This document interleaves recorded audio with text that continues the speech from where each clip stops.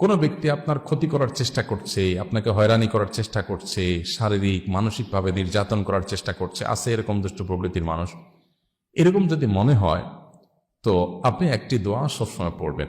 নবী করিম সাল্লাল্লাহু আলাইহি সাল্লাম কোনো ব্যক্তি তার ক্ষতি করতে পারে এরকম আশঙ্কা বোধ করলে তার ক্ষতি থেকে বাঁচার জন্য এই দোয়া পড়তেন। দোয়াটা হলো আল্লাহুম্মা ইন্না নাজআলুকা ফি নুহুরিহিম ওয়া নাউযু বিকা মিন শুরুরিহিম।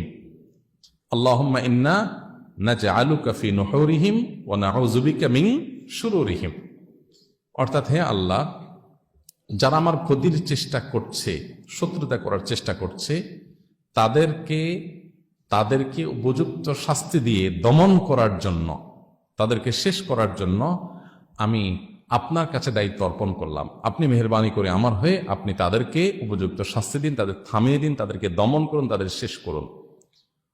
ওয়ানাউযু বিকা মিন শুরুরিহিম, এবং আল্লাহ তাদের ক্ষয়ক্ষতি থেকে আমি আপনার আশ্রয় চাই, আপনি আমাকে রক্ষা করেন। নবী করিম সাল্লাল্লাহু আলাইহি সাল্লামের এই দোয়াটা খুবই অর্থবহ একটা দোয়া।